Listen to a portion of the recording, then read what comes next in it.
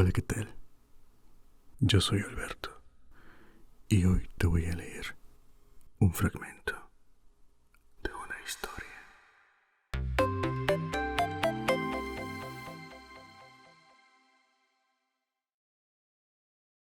Hoy te presento la metamorfosis.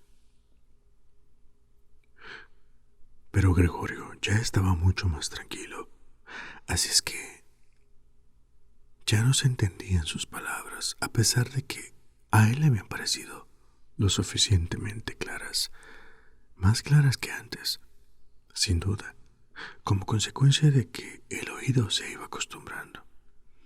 Pero en todo caso, ya se creía el hecho de que algo andaba mal respecto a Gregorio y se estaba dispuesto a prestarle ayuda. La decisión y seguridad con que fueron tomadas las primeras disposiciones le sentaron bien.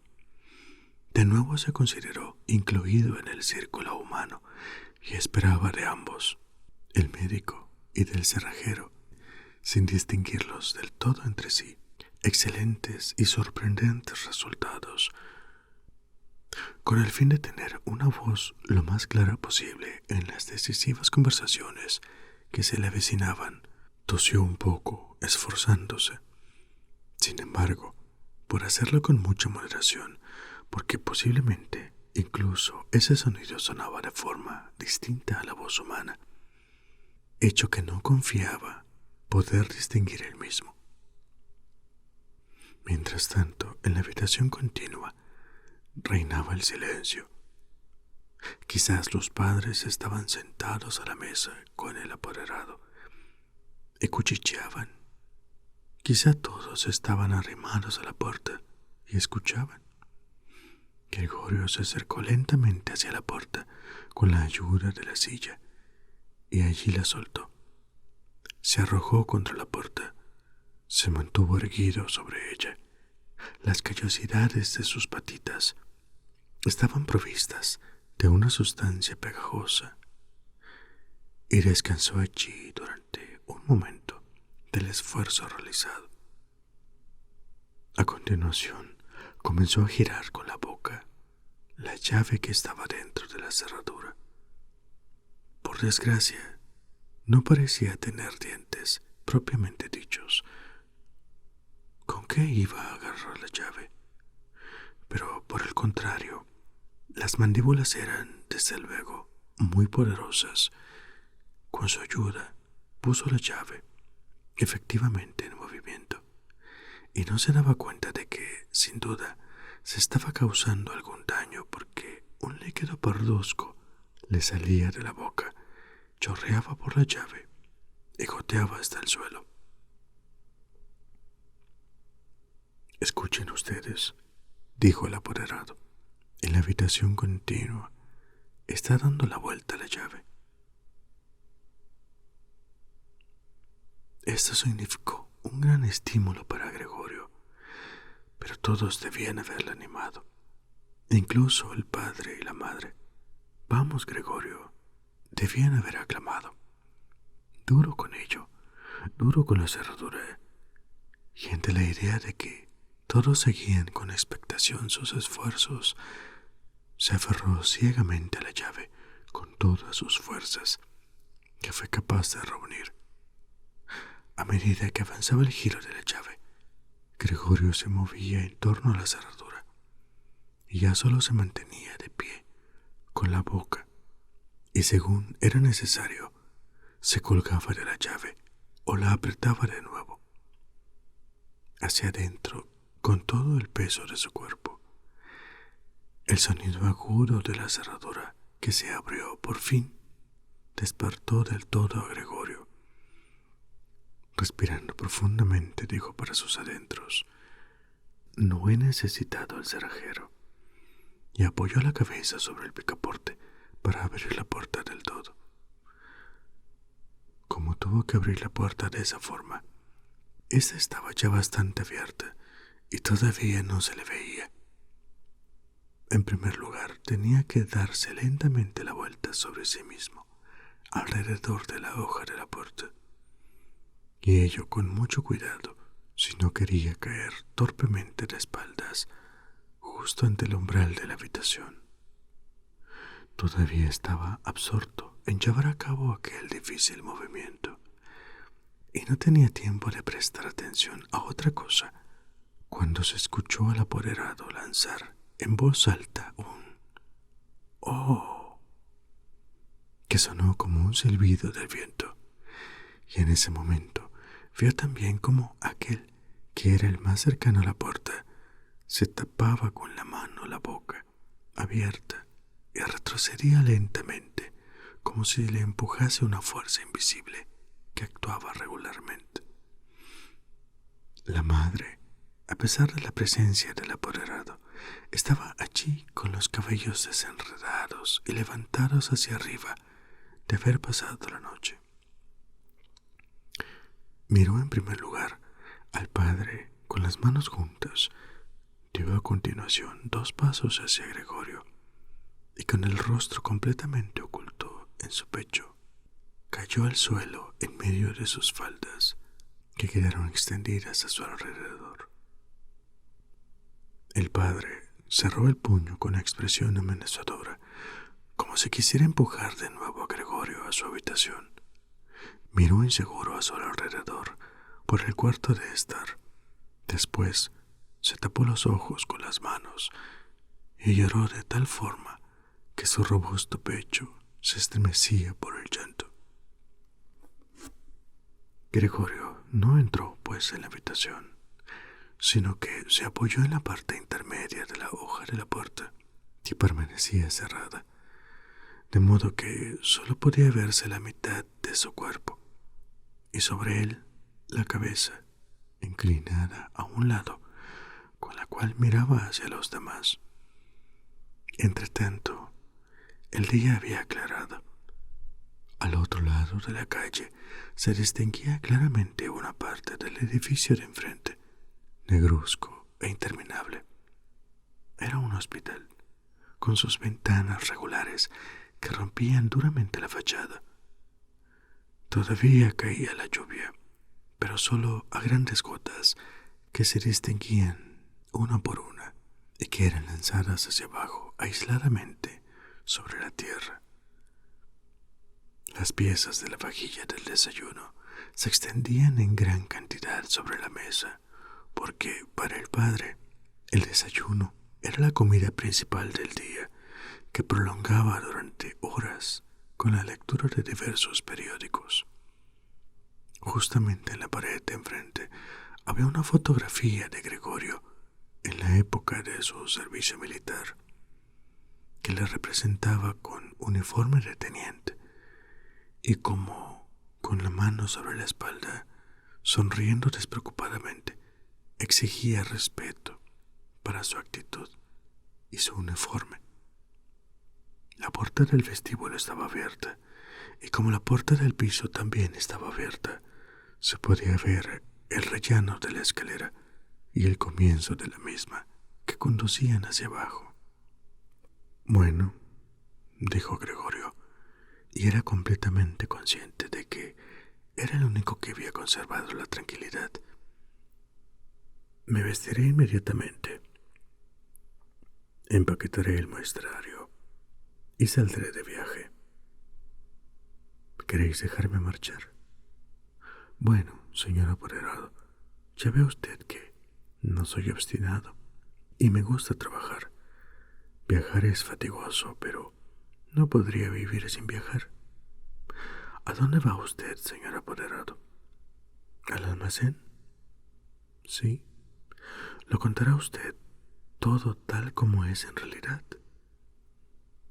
En un momento dado puede uno ser incapaz de trabajar, pero después llega el momento preciso de acordarse de los servicios prestados y de pensar que después, una vez superado el obstáculo, uno trabajará con toda seguridad, con más celo y concentración.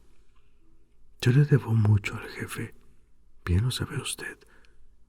Por otra parte, tengo a mi cuidado a mis padres y a mi hermana. Estoy en un aprieto, pero saldré de él. Pero no me lo haga usted más difícil de lo que ya es. Póngase de mi parte en el almacén. Ya sé que no se quiere bien al viajante. Se piensa que gana un montón de dinero y se da la gran vida.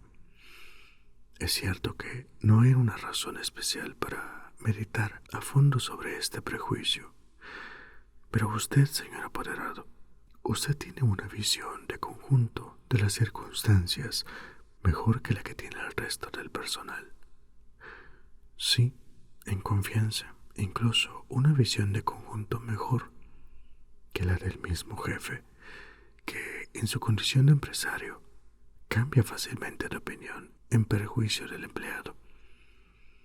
También sabe usted muy bien que el viajante, que casi todo el año está fuera del almacén, puede convertirse fácilmente en víctima de murmuraciones, casualidades y quejas infundadas, contra las que le resulta absolutamente imposible defenderse, porque la mayoría de las veces no se entera de ellas, y más tarde, cuando, agotado, ha terminado un viaje, siente sobre su propia carne, una vez el hogar, las funestas consecuencias cuyas causas no puede comprender.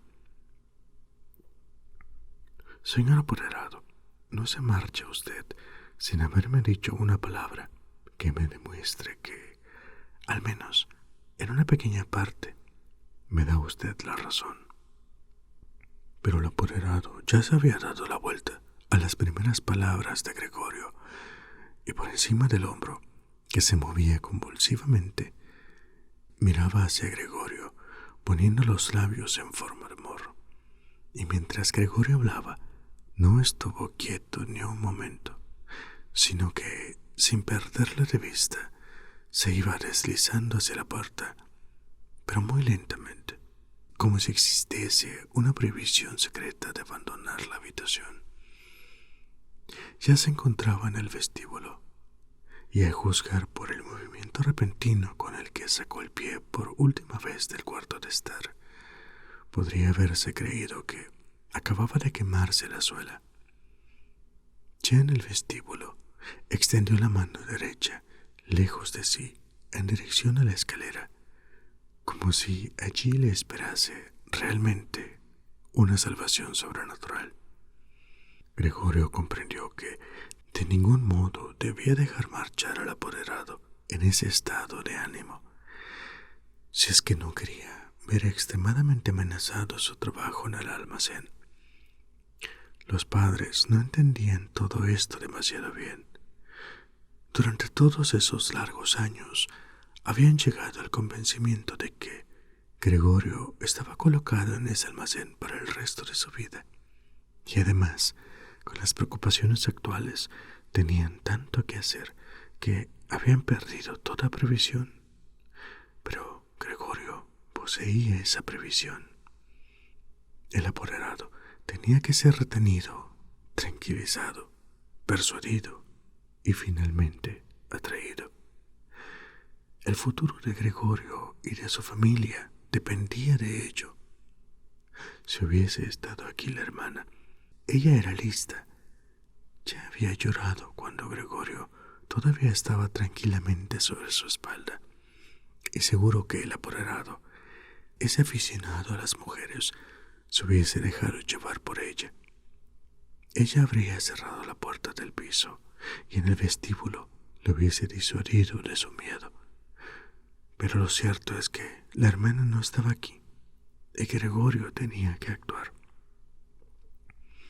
Y sin pensar que no conocía todavía su actual capacidad de movimiento y que sus palabras posiblemente, seguramente, incluso no hubieran sido entendidas, abandonó la hoja de la puerta y se deslizó a través del hueco abierto.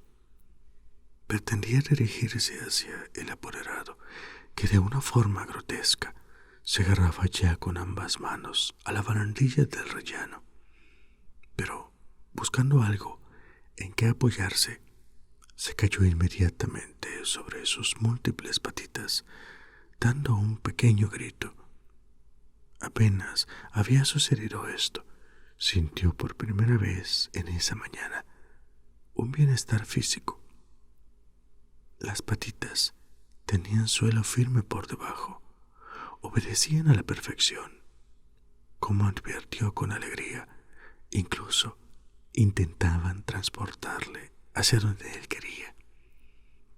Y ya creía Gregorio que el alivio definitivo de todos sus males se encontraba a su alcance, pero en el mismo momento en el que, balanceándose por el movimiento repentino, no lejos de su madre, permanecía en el suelo justo, enfrente de ella, esta, que parecía completamente sumida en sus propios pensamientos, dio un salto hacia arriba, con los brazos extendidos, con los dedos muy separados entre sí, y exclamó: «¡Socorro! Por el amor de Dios, socorro». Mantenía la cabeza inclinada, como si quisiera ver mejor a Gregorio, pero, en contradicción con ello, retrocedió atropelladamente. Había olvidado que detrás de ella estaba la mesa puesta. Cuando hubo llegado a ella, se sentó encima precipitadamente, como fuera de sí, y no pareció notar que, junto a ella, el café de la cafetera volcada caía a chorros sobre la alfombra. «Madre, madre», gritó Gregorio en voz baja y miró hacia ella. Por un momento había olvidado completamente el apoderado. Por el contrario, no pudo evitar, a la vista del café que se derramaba, abrir y cerrar varias veces sus mandíbulas al vacío. Al verlo, la madre gritó nuevamente, huyó de la mesa y cayó en los brazos del padre, que corría a su encuentro. Pero Gregorio no tenía ahora tiempo para sus padres. El apoderado se encontraba ya en la escalera, con la barbilla sobre la barandilla. Miró de nuevo por última vez. Gregorio tomó impulso para alcanzarle con la mayor seguridad posible. El apoderado debió adivinar algo, porque saltó de una vez varios escalones y desapareció, pero lanzó aún un grito que se oyó en toda la escalera. Lamentablemente, esta huida del apoderado pareció desconcentrar del todo al padre, que hasta ahora había estado relativamente sereno, pues en lugar de perseguir él mismo al apoderado, o al menos no obstaculizar a Gregorio en su persecución, agarró con la mano derecha el bastón del apoderado, que aquél había dejado sobre la silla, junto con el sombrero y el gabán.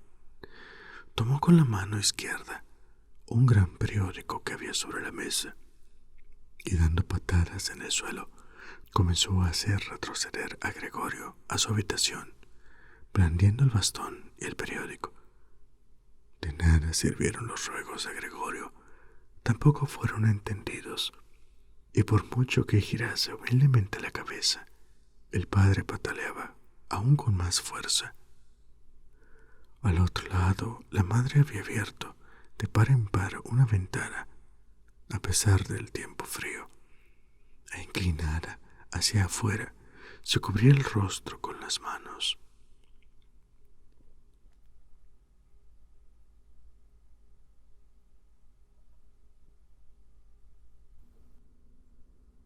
Eso es todo por hoy. Si te ha gustado, dale like y suscríbete. Hasta la próxima. Adiós.